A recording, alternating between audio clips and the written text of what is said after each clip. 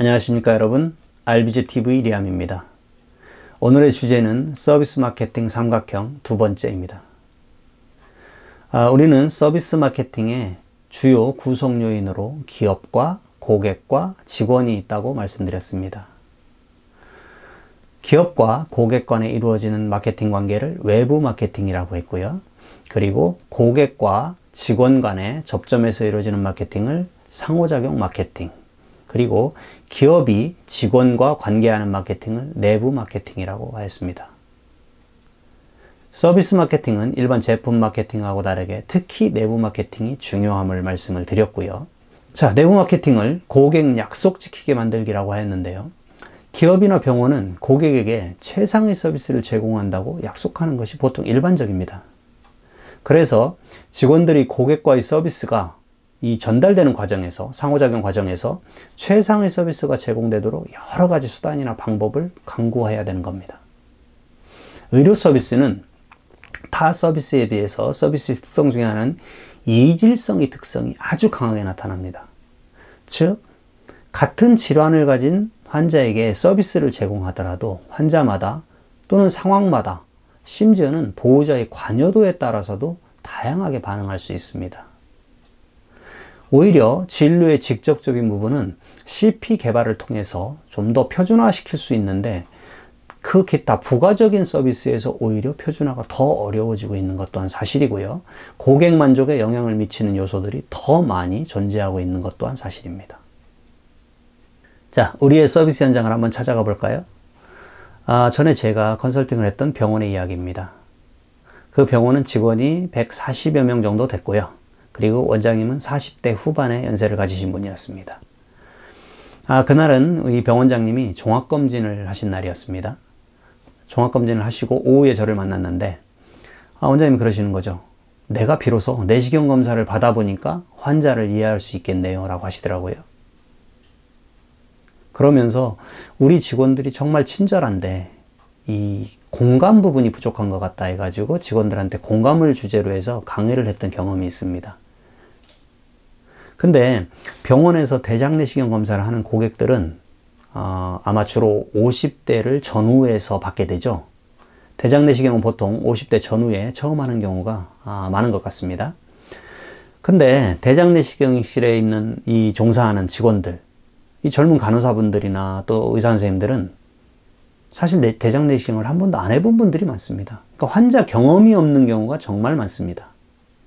그런데 환자가 복통이나 배변감 등 또 그리고 정제를 먹고 설사를 하죠. 이런 과정에서 환자가 불편함을 호소하면 보통은 관습적으로 응대를 하죠. 왜냐하면 우리가 CS 교육을 받으면서 이런 것들에 대한 얘기를 들었거든요. 근데 고객은 계속 불편하다고 얘기를 하면 어느 순간 이 고객은 과한 거야 라고 판단을 하죠. 왜? 대부분의 고객들은 잘 참고 괜찮으시니까요. 그래서 CS 교육을 받을 수 있어서 되게 친절은 했는데 이 속에 뭔가 공감이 빠지니까 고객들은 만족을 할 수가 없는 거죠.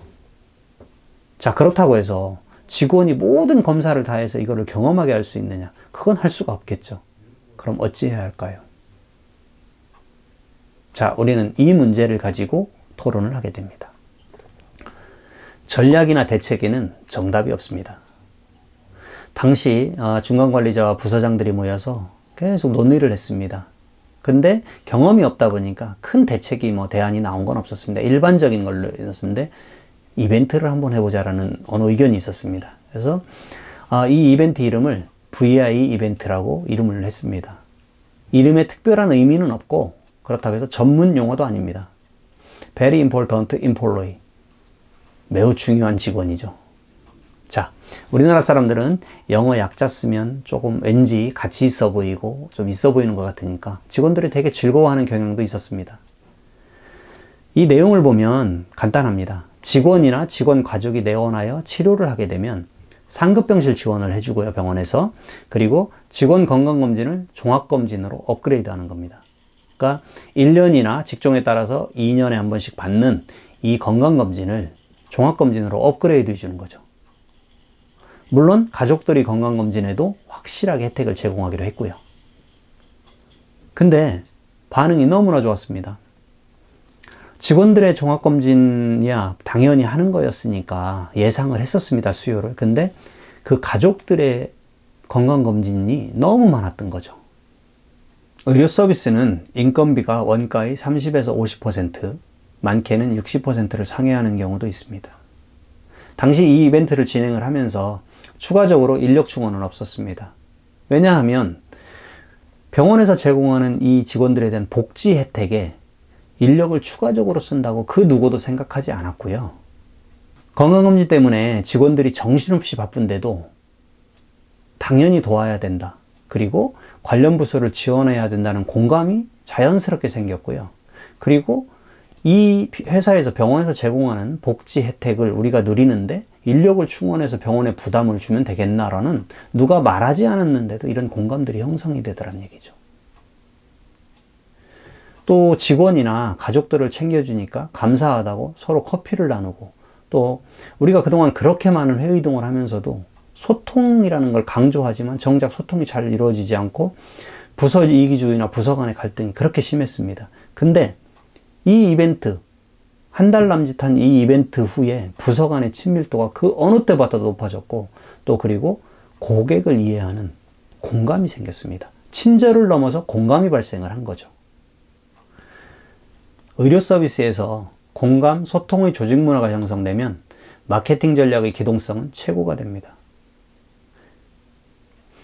예를 들어본 병원의 그 이벤트가 공감과 소통을 위한 여러 가지 방법 중 하나일 수 있습니다.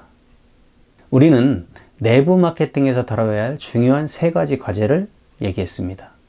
하나는 교육이었고요. 또 하나는 동기부여였고, 또 하나는 보상이었습니다. 그런데 이 작은 이벤트 속에 이 세 가지 요소가 모두 포함되어 있는 걸 느끼실 수 있었나요? 직원들에게 환자의 경험을 체험할 수 있는 교육이 아닌 것처럼 해서 교육을 했습니다. 무엇보다도 자기 주도적으로 이루어진 교육이었습니다. 주입식 교육이 아니었죠.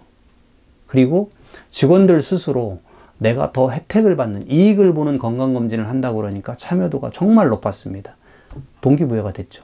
그리고 궁극적으로는 일반 건강검진을 추가 비용 없이 직원들에게, 내부 고객들에게 종합검진으로 업그레이드를 했습니다. 그러니까 보상이 된 거죠.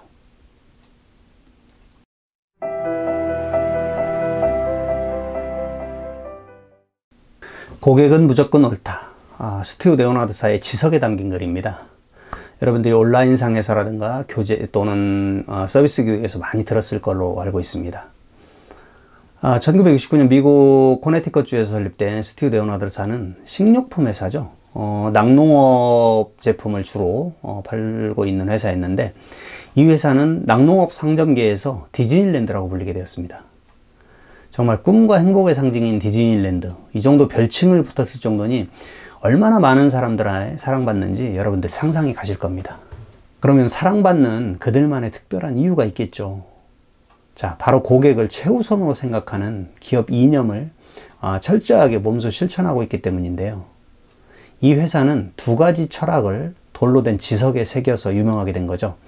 이게 무게가 4톤이나 된다고 합니다. 자, 그 내용을 보면 규칙 1, 고객은 항상 옳다. 그리고 규칙 2가 그 밑에 써 있습니다. 만에 하나 고객이 틀렸을 경우에는 우리는 규칙 1을 다시 읽는다. 이렇게 되어 있습니다. 이 규칙에는 창업자 스티브의 아픈 기억이 담겨 있습니다. 처음에 슈퍼마켓인가 조그만 점포였겠죠. 점포를 연고 얼마 안 되었을 때 한 연세 드신 여자분이 찾아오셔서 어제 내가 산 달걀이 상해서 반품하러 왔다 라고 얘기를 합니다. 근데 그 당시에는 스티브의 철학이 뭐였냐면, 우리 슈퍼에서는 정말 최상의 제품, 신선한 제품, 유기농 제품만 팔겠다라고 그 원칙을 삼았었기 때문에 우리 가게에서 그런 상품을 팔았을 리가 없습니다. 이 제 상품은 가져가서 아마 취급을 잘못하셔서 이렇게 상한 것 같습니다 라고 말을 합니다. 고객이 화가 나겠죠. 그래서 고객은 불같이 화를 내면서 나는 이 사실을 알려주기 위해서 12마일이나 되는 곳에서 왔다. 됐으니까 이제 그만하자. 하지만 다시는 이 가게로 오지 않겠다라고 버럭 화를 내고 돌아갑니다. 스티브는 곧 자신의 잘못을 깨닫게 됩니다. 그리고 그때 만들게 됩니다. 고객을 일순간이라도 의심하는 것은 장사하는 사람으로서 자격이 없다. 어떠한 의견이든 고객의 의견은 모두 옳다. 예외는 없다. 그리고 고객의 목소리대로 경영하자라고 결심을 하였고, 이를 기업 정책으로 만들기 위해서 이 4톤짜리 폴리시스톤을 세우게 되었다고 합니다. 자, 그 결과 1992년에 스티브 레오나드는 전 세계 소매업계 중에서 최고의 생산성을 내는 기업으로 기네스북에 등재되었고, 그리고 우수한 기업가에게 수여하는 대통령상까지 받았습니다. 우리는 내가 듣고 싶고 알고 싶고 여기까지만 봅니다. 왜? 이거는 기업의 성공 신화거든요. 자, 이 스티브 레오나드의 이 원칙과 철학은 내부 고객, 즉 직원에게도 동일하게 적용됩니다. 현장의 직원들의 의견과 고충이 진실되게 받아들여진다는 어떤 기업 문화가 형성이 되면 당연히 공감이 만들어지겠죠. 믿음이 생길 테니까요. 그 결과 최고의 서비스 품질로 이어지게 되겠죠. 그러다 보니 고객들이 마치 꿈과 행복을 주는 디즈니랜드처럼 찾아오게 되는 거죠. 그래서 결국 생산성의 최고의 기업이 되는 결과를 이루게 된 겁니다. 스티브와 이 회사의 경영진들은 직원의 행복을 위한 기업이라는 모토를 세우고 이를 실천하기 위해서, 기업 문화를 만들기 위해서 정말 끊임없이 노력하였고요. 그 결과 포춘지가 선정하는 일하기 좋은 기업에 10년째 이름을 올리고 있습니다. 이 원칙은 고객은 항상 옳고 직원은 틀렸다는 이 대립의 원칙이 아닙니다. 만일 그렇다면 이 회사가 일하기 좋은 기업이 될 수는 없었겠죠. 우리는 일상에서 한쪽이 옳으면 한쪽은 잘못되었다, 틀리다는 이분법적인 어떤 심리를 가지고 있습니다. 마케팅에서는, 특히 이 서비스 마케팅 삼각형에서는 어느 것도 대립의 관계가 아닙니다. 대립의 관계가 된다면 하나는 희생이 되겠죠. 우리는 그래서 내부 마케팅이 잘 이루어지지 않는 겁니다. 왜냐하면 많은 경영하시는 분들이 내부 마케팅을 손실로 보기 때문에 그렇습니다. 비용으로 보는 거죠.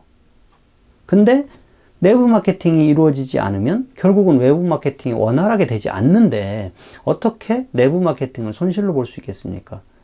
마케팅에 대한 투자죠. 또 외부 마케팅 또한 투자를 하는데 외부 마케팅의 광고라든가 홍보라든가 판촉, 이런 부분에 대한 부분을 비용으로 인식하는 경우는 약간 손실이라고 생각을 않고 미래의 투자라고 봅니다. 근데 내부 마케팅의 어떤 형성해야 되는 비용이라든가 이런 부분은 약간 좀 다르게 인식하는 경우를 제가 현장에서 많이 보게 되는 것 같아요. 외부 고객은 물론 내부 고객인 직원도 모두 고객으로서 그들이 고객이기 때문에 고객은 항상 옳은 것이죠. 그러니까 직원이든 고객이든 그들의 의견에 경청하고 공감하는 것이 서비스 마케팅 삼각형이 추구하는 핵심 요소들에 대한 성공적인 관리 방안이 될 수 있다라는 이 스티브 레오나드 회사의 사례를 예를 들어 보았습니다. 오늘의 이야기는 여기서 마치고요. 다음에 더 재미있고 유익한 이야기를 가지고 여러분에게 찾아뵙겠습니다. 고맙습니다.